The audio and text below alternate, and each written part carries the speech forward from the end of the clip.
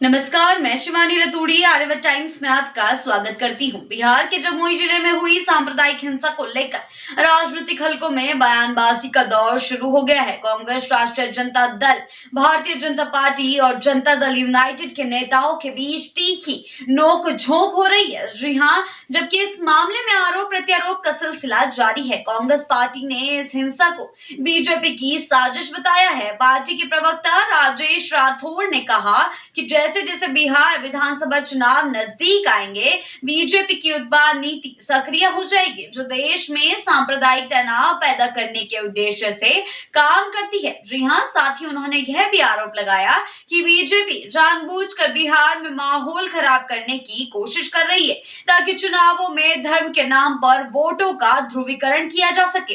राष्ट्रीय जनता दल के प्रवक्ता मृत्युंजय तिवारी ने भी बीजेपी पर गंभीर आरोप लगाए हैं। जी हां, तिवारी ने कहा, बिहार में चुनाव से पहले इस तरह से तनाव उत्पन्न करने की कोशिश की जा रही है। साथ ही उन्होंने कहा, बीजेपी जानबूझकर माहौल खराब करने की कोशिश कर रही है, ताकि लोगों के बीच झगड़े और दंगे भड़काए जा सके। उन्होंने यह भी सवाल उठाया कि अब हनुमान चालीसा के पाठ करने के लिए भी परमिशन लेना पड़ेगा। मंत्री सुमित सिंह के बयान को लेकर तिवारी ने आलोचना करते हुए कहा कि यह सब तनाव फैलाने की राजनीति का हिस्सा है। जी हां, मंत्री सुमित सिंह ने इस घटना के संदर्भ में कहा था कि हनुमान चालीसा के पाठ के लिए प्रशासन से अनुमति ली गई थी, लेकिन राजद और कांग्रेस इसे पूरी तरह से राजनीति का हिस्सा बनाने में जुटी हुई है। इस पर तिवारी ने सवाल किया कि क्या आप धार्मिक गतिविधियों के लिए भी प्रशासन से परमिशन लेनी पड़ेगी। उनका कहना था कि मंत्री सुमित सिंह अच्छे से जानते हैं कि उनके ऐसे बयान तनाव पैदा करने और धर्म के नाम पर झगड़े को बढ़ावा देने के लिए होते हैं।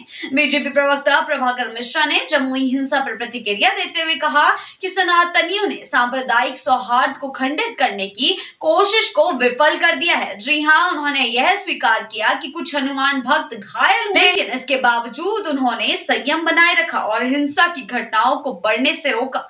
मिश्रा का दावा है कि विपक्ष ने इस मामले को तूल देने की कोशिश की, लेकिन उनकी साजिश सफल नहीं हो पाई। जी हां, जनता दल यूनाइटेड के प्रवक्ता अभिषेक झा ने जमुई की घटना को अति दुर्भाग्यपूर्ण बताया। साथ ही उन्होंने कहा कि कुछ लोग सांप्रदायिक सौहार्द को खराब करने की कोशिश कर रहे थे, लेकिन वे अपने मंसूबे में सफल नहीं हो पाए।